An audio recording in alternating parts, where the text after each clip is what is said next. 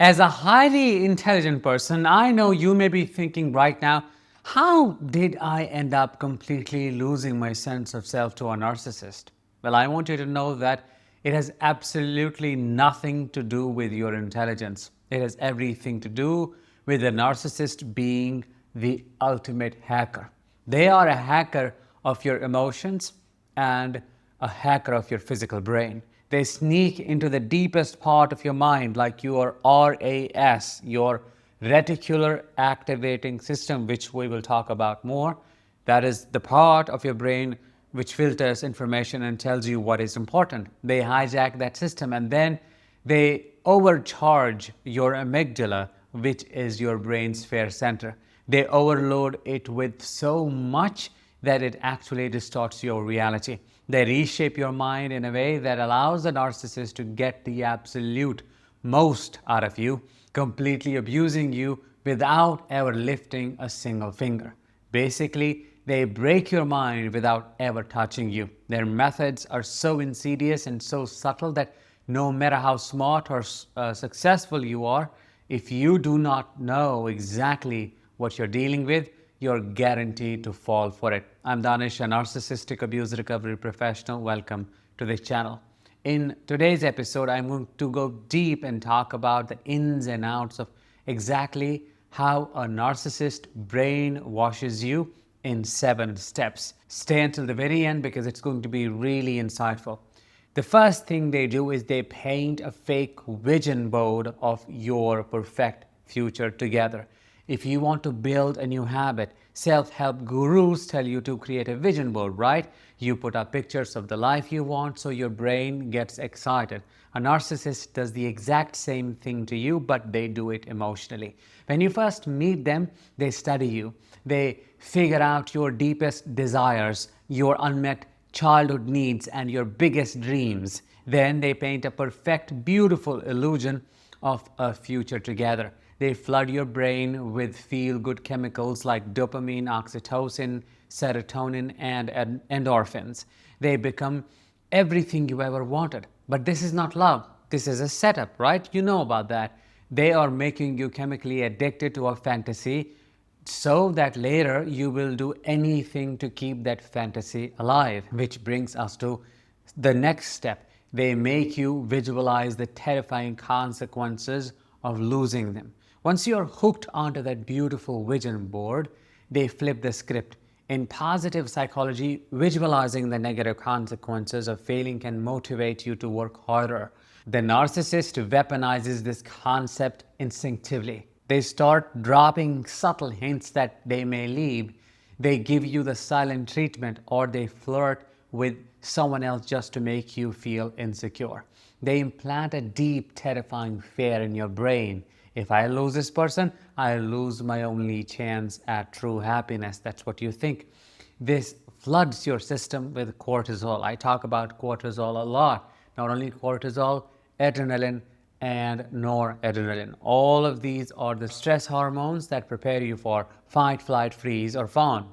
You stop acting out of love and you start acting out of pure survival. You become terrified of the void they threaten to leave behind. And that is when they rewrite your identity and tell you exactly who you are, which is the step 3 in this 7th step brainwashing process. Before I talk about this further, I invite you to join my recovery program called Thrive After Narcissistic Abuse, which gives you all the tools, all the guidance you need to go from just surviving to thriving. Link is in the comments as well as the description. To fully hack your brain, they have to delete your old operating system. They cannot have you trusting your own gut, so they start projecting their own toxic flaws onto you. If they are cheating, they will accuse you of being unfaithful. If they are cruel, they will tell you that you are too sensitive or crazy. This creates massive confusion in your brain, known as cognitive dissonance. Your brain is holding two conflicting beliefs, realities. I know I'm a good person, but the person who loves me says I'm toxic.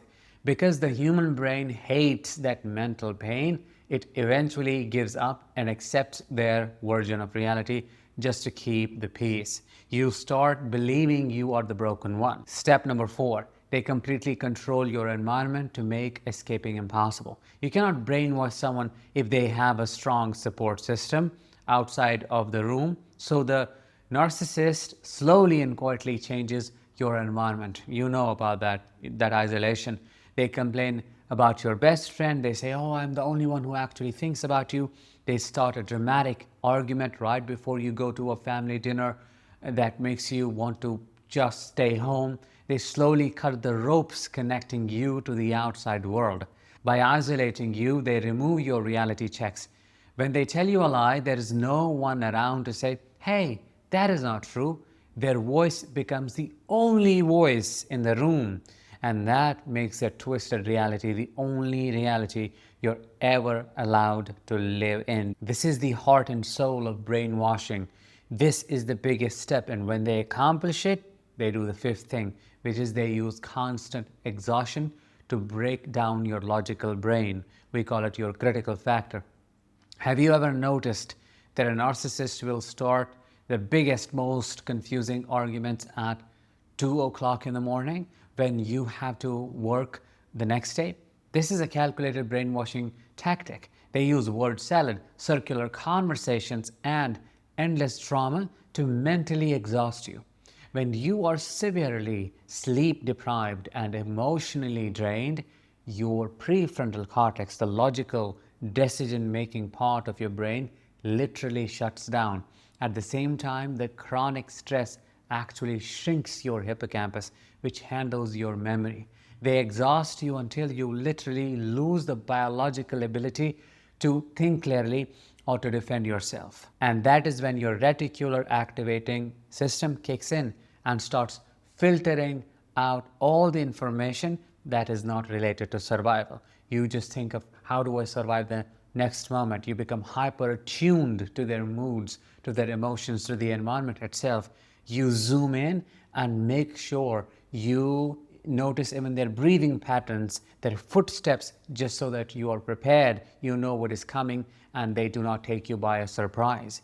That's why I said they go deep into your brain and even change the functioning of your RAS and other regions. Step number 6, they punish your boundaries and only reward your blind submission or compliance.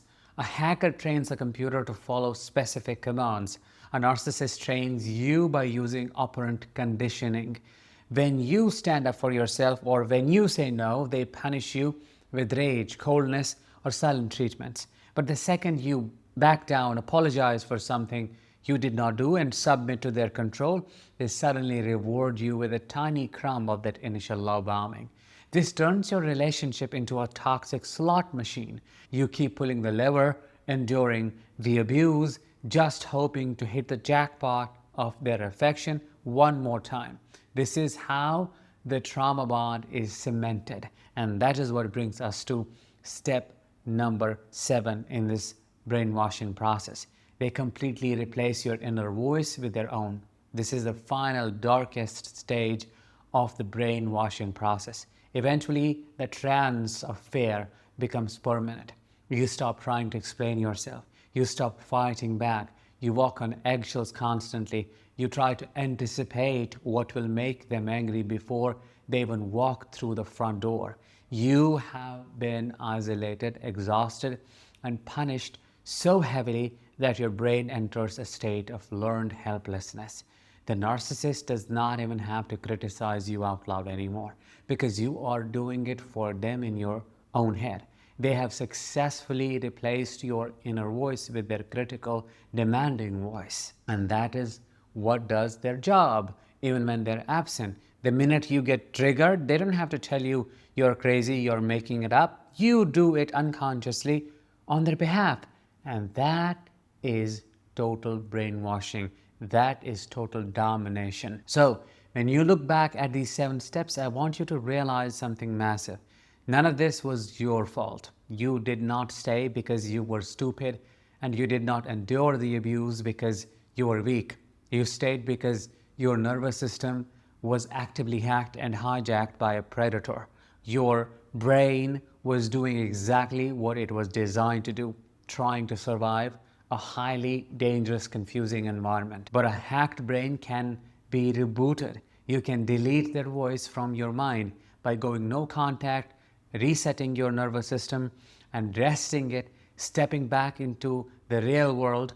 The fog will lift. You will find your identity again, and it will be stronger than it was ever before. I can help you do that in my community called Thrive After Narcissistic Abuse, which you can join right now.